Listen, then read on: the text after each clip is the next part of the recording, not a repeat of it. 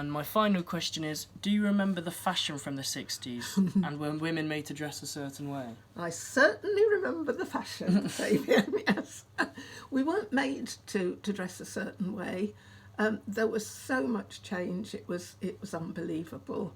In the 50s, it was expected that you dressed a bit like your mum, and there's pictures of adolescent boys looking like their fathers, especially through the 40s and early 50s. So I got a photo that you can copy.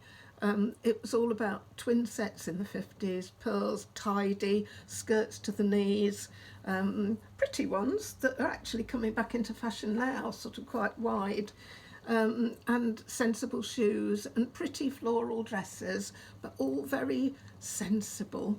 And you usually had to make your own clothes because we were still in post-war, a bit of austerity. So I was always hopeless at sewing, but my mother was brilliant. So, there weren't many shops. It was food shops and grocery shops and things.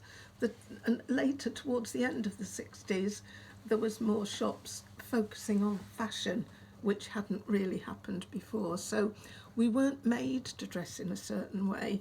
The changes in society were changing everything. And it was a time of financial revolution. Mini skirts got shorter and shorter. Shift dresses, straight up and down, got shorter and shorter. Colours, unusual styles,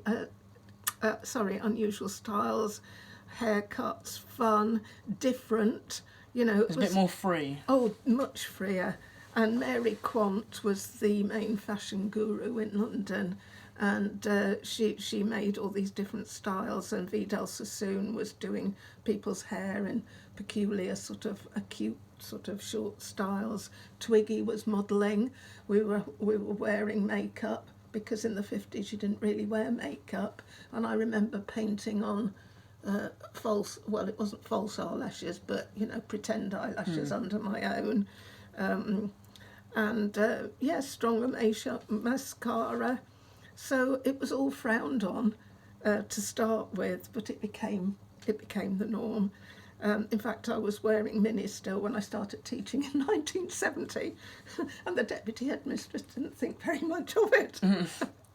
So the 60s, late 60s, was the era of the hippie and the music revolution and rock and everything. Beads, flowers in your hair, lots of skin in evidence everywhere, anything goes sort of idea.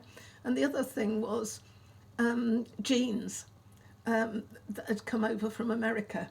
And my dad was horrified because basically jeans were seen as working men's clothes, And but of course we were all students, and we bought some jeans, and that became the norm as well. And of course, again, it changed in the 70s with platform shoes and flares and so on.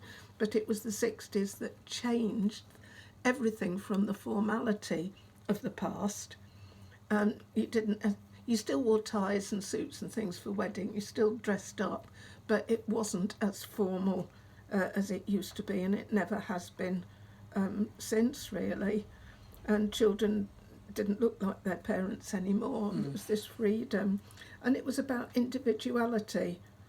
Being yourself or finding out who you were. That wasn't necessarily being able what to express people... yourself rather than having to be like everybody else. That's right.